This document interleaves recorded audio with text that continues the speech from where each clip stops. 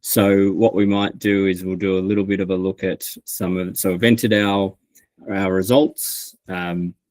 We might look at some points methods just to make sure you're comfortable about where to select points for a particular meet date. And we'll then talk about some reporting options. So Nafeel, if you don't mind, I'll get you to jump back on your screen. So we're assuming you've got a meet date set up in your profile and you want to configure some points for that particular meet date. Now, Little Athletics, there's many different options of points in our profile, but PB points is often a big one, which we have several concepts in terms of PBs. You get a flag or a star when you do get a PB. However, you also have the ability to apply points of your choosing to that PB result. So we go up to setup, the top nav bar, points setup.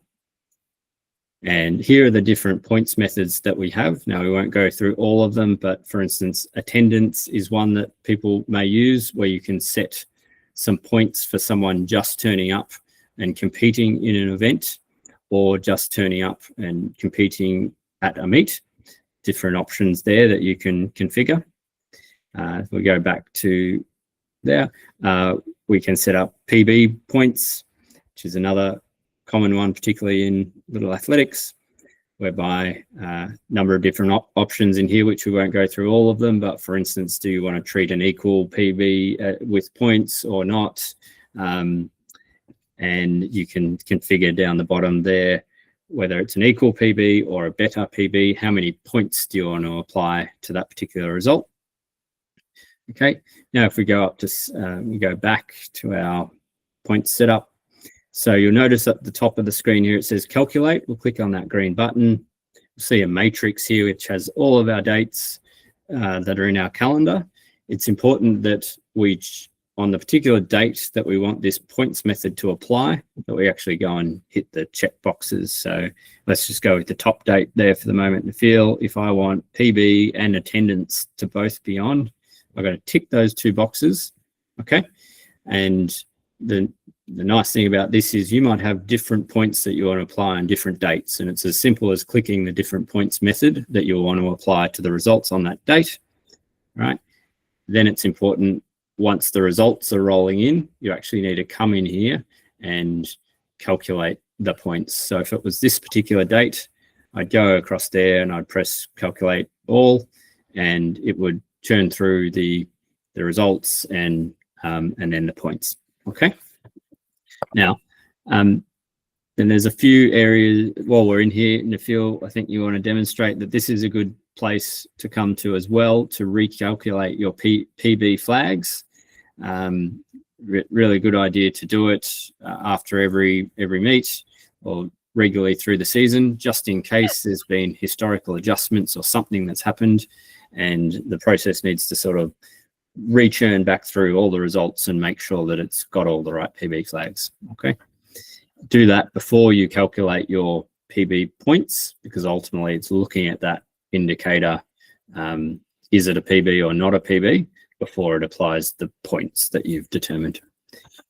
All right, so now we've calculated the points, but now I want to actually see what they are. Now there's a few different ways you can do that. You can do it by the report builder, but we'll actually do that last. The other method is to go into the leaderboard. So we go up to the reports, then leaderboard section here. Yeah. And this is leaderboard, sort of a dedicated report just for points. So you don't really see results in here. You just see the points. It's a lot of different filters here.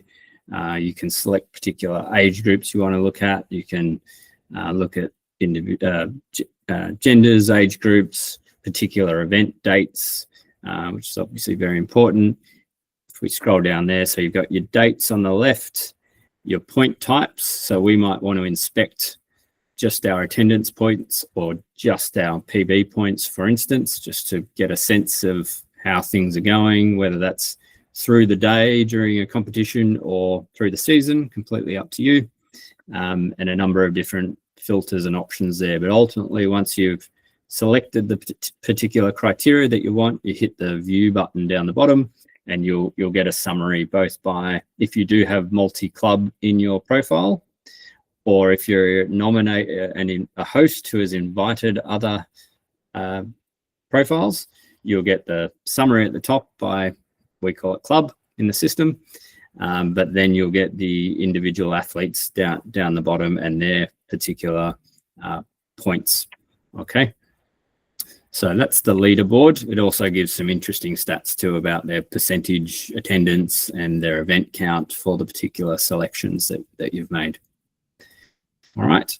Okay, now we'll go up to report builder in the field, and it's another way to get points out ultimately, but the report builder does a lot of stuff. A lot of you will be fairly familiar with it, but you can select your particular age and genders at the top. You can select individual athletes over on the right by selecting refine members. You can select particular clubs. Again, if you're a multi-club center, you can select specific dates and then events. So basically you'll make your way through the list and select the configuration you're looking for. And then down the bottom, near the bottom, it says report types. And this is where you choose what type of thing are you trying to report on. Is it results, which is the default selection? It might be points, which would be a similar output than the leaderboard produces. Lots of different reports there, including season PB reports and even race reports and things like that. So quite a handy tool if you're just looking to do some ad hoc analysis, if you want to export some results for various reasons. Lots of options here for you. Okay.